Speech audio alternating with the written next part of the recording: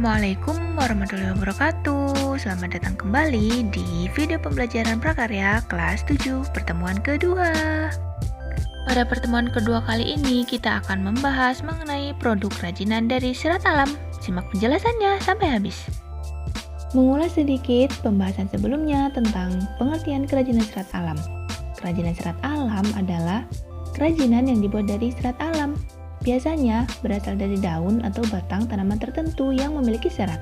Contoh bahan serat alam yang digunakan untuk membuat kerajinan adalah pelepah pisang, eceng gondok, tali agel, daun pandan, dan sabut kelapa.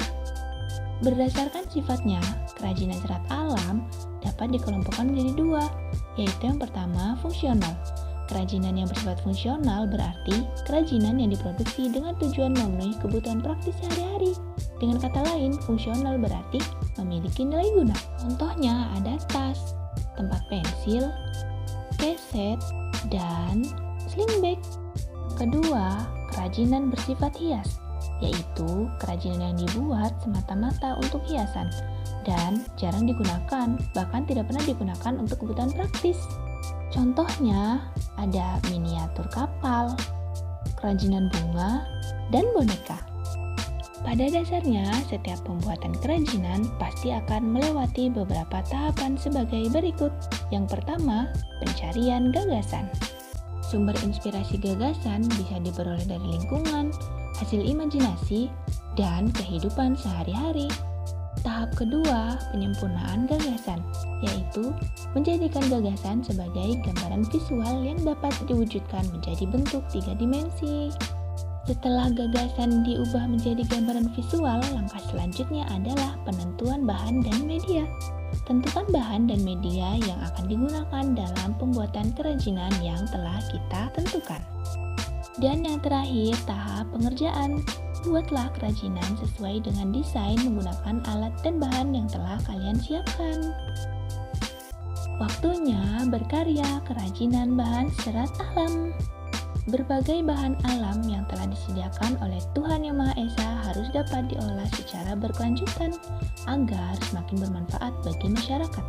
Salah satunya dijadikan kerajinan. Kerajinan yang sudah ada pun sebaiknya kita lakukan inovasi agar kerajinan tersebut menjadi lebih menarik dan memiliki nilai jual yang tinggi. Modifikasi atau kerap kali disebut inovasi yang dimaksud adalah perubahan bentuk kerajinan dengan tetap mengutamakan aspek kegunaannya. Modifikasi kerajinan dapat dilakukan dengan berbagai cara, mulai dari pembentukan yang bervariatif, penggunaan bahan alternatif, hingga penggabungan penggunaan bahan. Waktunya kita berkarya. Karya kerajinan yang pertama ada toples dari eceng gondok. Bahan-bahan yang perlu dipersiapkan: eceng gondok, kertas daur ulang, karton, kardus, bambu, rotan, tali agel, melamin, palu, paku, lem kertas, lem kayu, cat, cutter, pensil, dan kuas. Cara membuatnya cukup gampang. Yang pertama, pilih eceng gondok yang telah kering, kemudian pipihkan dan buat anyaman. Buat desain toples, buat menjadi dua bagian ya, yaitu tabung dan tutup. Buat pola desain pada kertas, gunting kardus mengikuti pola yang sudah dibuat. Lapisi kardus yang telah digunting dengan anyaman eceng gondok. Satukan pola yang sudah dilapisi eceng gondok hingga membentuk toples. Tempelkan hiasan-hiasan tambahan dan semprotkan melanin untuk mencegah jamur rayap dan hama. Karya yang kedua, kita akan membuat kerajinan yang cukup gampang, yaitu gelang dari kulit jagung. Bahan-bahan yang perlu kita siapkan, yang pertama kulit jagung, benang atau senar, lidi atau tusuk sate, dan manik-manik sebagai hiasan.